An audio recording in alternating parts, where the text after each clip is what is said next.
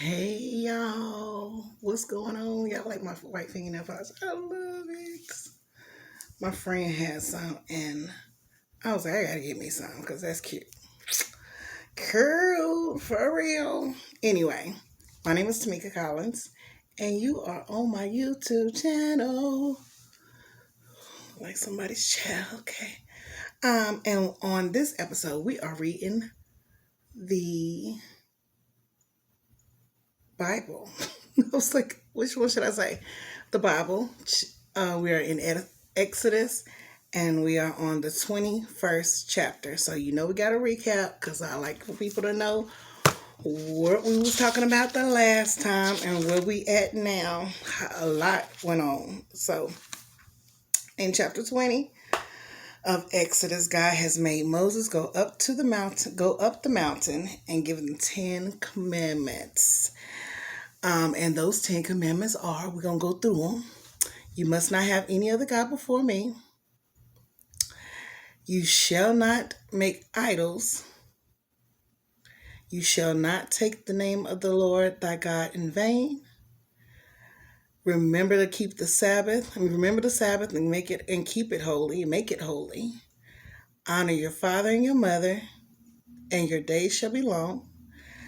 Number 6, you shall not murder.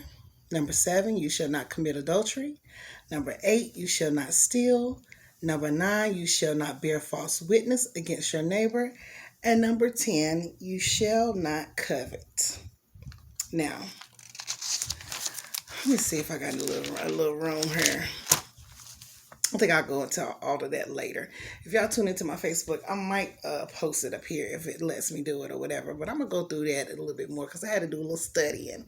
I like to study. I like to learn things. So, a lot of meat right there. So, he's been given the 10 commandments, okay?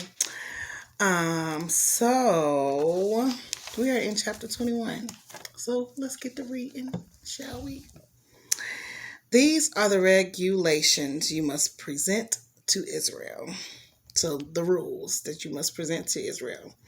If you buy a Hebrew slave, he may serve no more than 6 years. Set him free in the 7th year, and he will owe you nothing for his freedom. If he was single when he became your slave, he shall leave single. But if he was married before he became a slave, then his wife must be freed with him.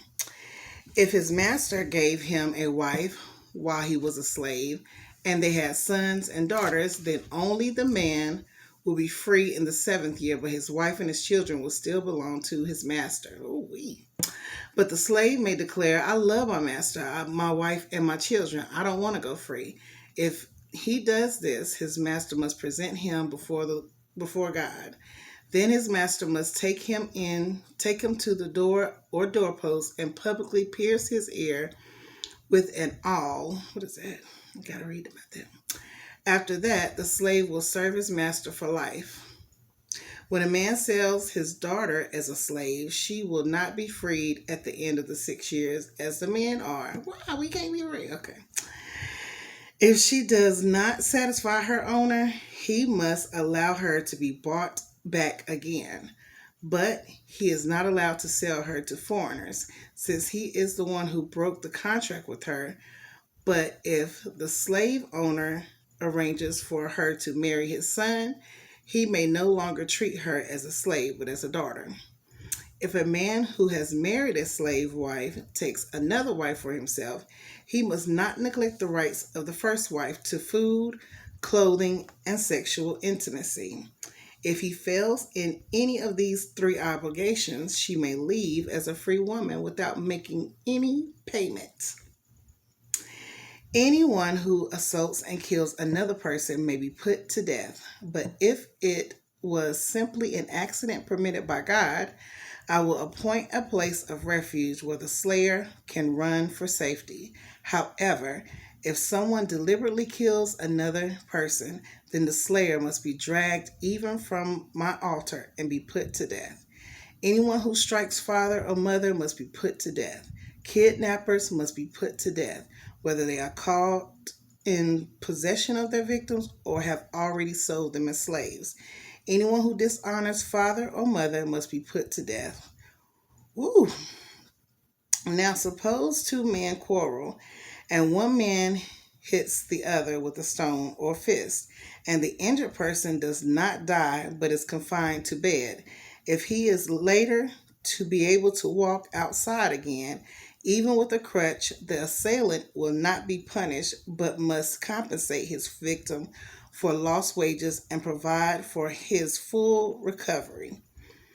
If a man beats his male or female slave with a club and the slave dies as a result, the owner must be punished.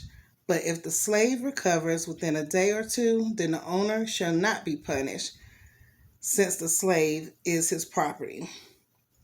Now, suppose two men are fighting, and in the process, they accidentally strike a pregnant woman, so she gives birth prematurely. If no further injury results, the man who struck the woman must pay the amount of compensation the woman's husband demands and judges approve. But if there is further injury, the punishment must match the injury. A life for a life, an eye for an eye, a tooth for a tooth, a hand for a hand, a foot for a foot, a burn for a burn, a wound for a wound, a bruise for a bruise. If a man hits his male or female slave in the eye and the eye is blinded, he must let the slave go free to compensate for that eye. If a man knocks out the toothes of his male and female slave, he must let the slave go free to compensate the toothes. If an ox gores a man or woman to death, the ox must be stoned and its flesh may not be eaten. In such a case, however, the owner will not be held liable. But suppose the ox had a reputation for goring, and the owner had been informed but failed to keep it under control. If the ox then kills someone, it must be stoned, and the owner must be put to death also. Woo. However, the dead person's relatives may accept payment to compensate for the loss of life. The owner of the ox may redeem his life by paying whatever is demanded. The same regulation applies if the ox gores a boy or a girl. But if the ox gores a slave, either male or female, the animal's owner must pay the slave owners 30 silver coins, and the ox must be stoned. Suppose someone digs or uncovers a pit and fails to cover it.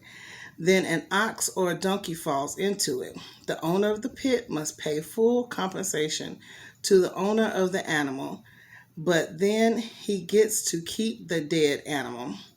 If someone's ox injures a neighbor's ox if someone's ox injures a neighbor's ox and the injured ox dies, then the two owners must sell the live ox and divide the price equally between them. They must also divide the dead animal. But if the ox had a reputation for goring, yet his owner failed to keep it under control, he must pay full compensation, a live ox for the dead one, but he may keep the dead ox. Ooh, well, okay, we're going to go on to chapter 22. If someone steals an ox or a sheep and then kills or sells it, the thief must pay back 5 oxen for each ox stolen and 4 sheep for each sheep stolen. If a thief is caught in the act of breaking into a house and is struck and killed in the process, the person who killed the thief is not guilty of murder. But if it happens to be daylight and the one who killed the thief is guilty of murder, a thief who is caught must pay in full for everything he stole. If he cannot pay, he must be sold as a slave to pay for his theft. If anyone steals an ox or a donkey or a sheep and it is found in the thief's possession, then the thief must pay double of the value of the stolen animal. If the animal is grazing in the field or vineyard and the owner lets it stray into someone else's field to graze, then the animal's owner must pay compensation from the best of his own grain and grapes. If you are burning thorn bushes and the fire gets out of control and spreads into another person's field, destroying the sheaves or the uncut grain of the whole crop, the one who started the fire must pay for the lost crop. Suppose someone leaves money or goods with a neighbor for safekeeping, and they are stolen from their neighbor's house. If the thief is caught, the compensation is double the value of what was stolen. But if the thief is not caught, the neighbor must appear before God, who will determine if he stole the property. Suppose there's a dispute between two people who both claim to be the owner of a particular ox, donkey, sheep, article of clothing, or any lost property. Both parties must come before God, and the person whom God declares guilty must pay double compensation to the other. Now, suppose someone leaves a donkey, ox, sheep, or any other animal with the neighbor for safekeeping, but it dies or is injured or is taken away, and no one sees what happened. The neighbor must then take an oath in the presence of the Lord. If the Lord confirms that the neighbor did not steal the property, the owner must accept the verdict and no payment will be required. But if the animal was indeed stolen, the guilty person must pay compensation to the owner.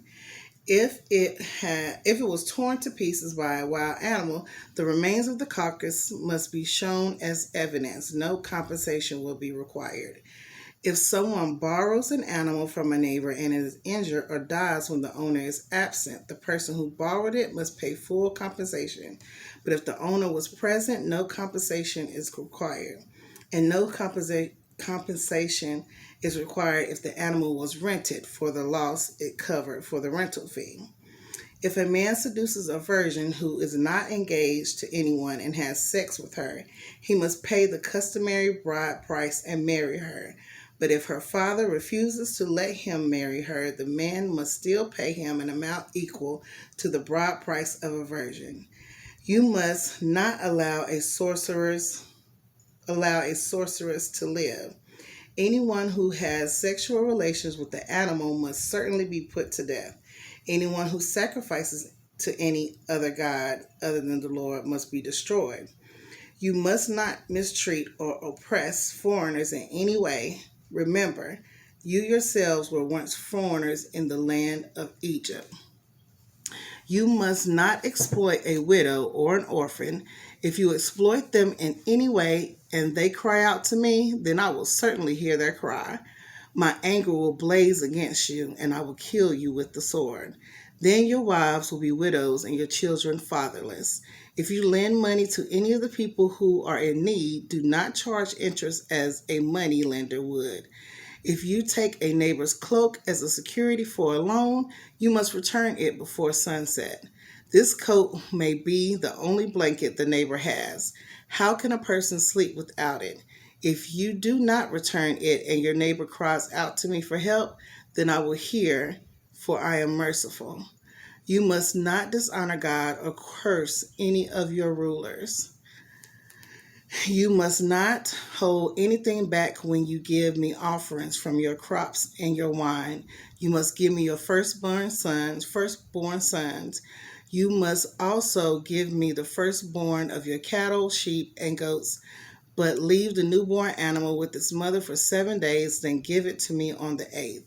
You must be my holy people, therefore do not eat any animal that has been torn up and killed by wild animals. Throw it to the dogs. So I can have my steak and potatoes and my salad. And speaking of that, I was thinking about my birthday, and guess what? The 23rd is the next chapter, and my birthday is October 23rd. Hey! And my birthday is October 23rd. Hey! Okay. Well, I hope y'all enjoyed. I will see you next time.